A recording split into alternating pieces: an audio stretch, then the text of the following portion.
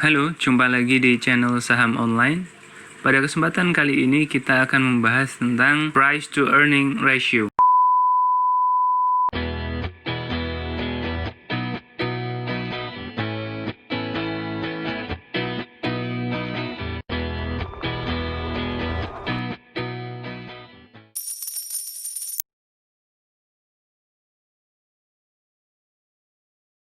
Price to Earning Ratio ini atau PER ya, merupakan suatu besaran angka yang biasa digunakan sebagai analisis fundamental keuangan perusahaan. Angka ini biasanya digunakan untuk memprediksi valuasi harga suatu saham.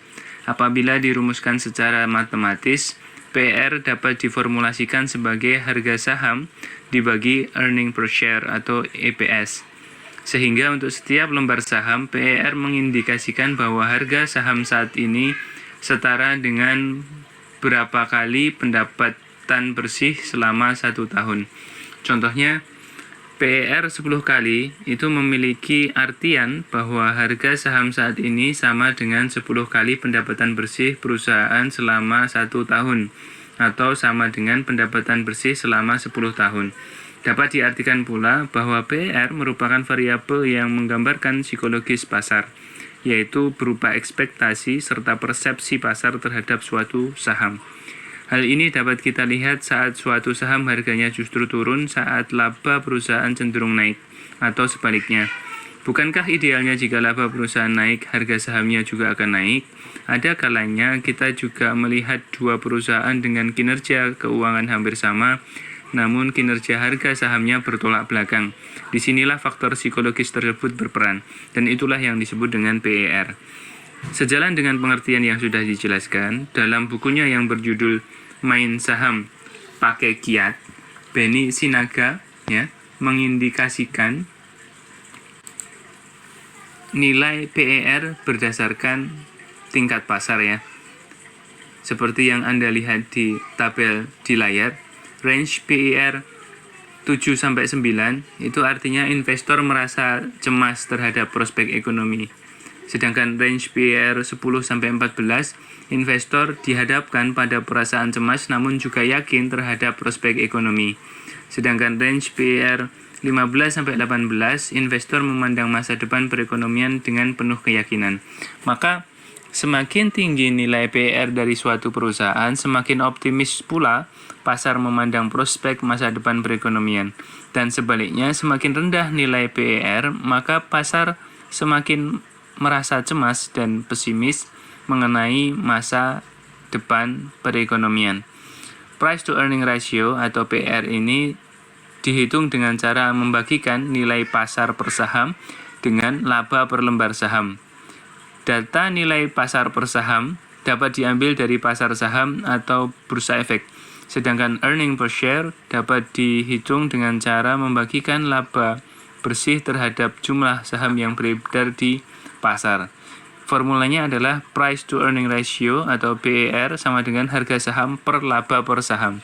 Nah, dengan menghitung price to earning ratio, kita dapat mengetahui seberapa besar harga yang ingin dibayar oleh pasar terhadap pendapatan atau laba suatu perusahaan. Rasio PER-nya yang lebih tinggi menunjukkan bahwa pasar bersedia membayar lebih terhadap pendapatan atau laba suatu perusahaan, serta memiliki harapan yang tinggi terhadap masa depan perusahaan tersebut, sehingga bersedia untuk menghargainya dengan harga yang lebih tinggi. Di sisi lain, price to earning ratio yang lebih rendah mengindikasikan bahwa pasar tidak memiliki kepercayaan yang cukup terhadap masa depan saham perusahaan yang bersangkutan.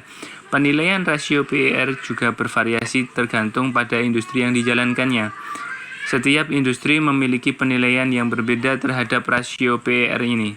Sebagai contoh, jika harga per lembar saham perusahaan A adalah Rp500 dengan rasio EPS sebesar Rp20, maka PER adalah 500 dibagi 20, yaitu 25. Nah, ini menandakan bahwa investor bersedia membayar Rp25 untuk setiap Rp1 pendapatan perusahaan.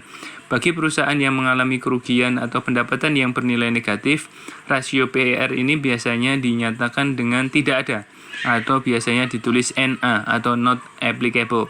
Rasio harga terhadap pendapatan atau price to earning ratio yang tinggi mungkin tidak selalu menjadi indikator positif karena rasio PER yang tinggi ini bisa diakibatkan oleh overpricing pada saham tersebut. Pada sisi lain, price to earning ratio yang rendah belum tentu merupakan indikator negatif juga. Bisa jadi saham tersebut sedang diabaikan oleh pasar atau belum aktif diperdagangkan.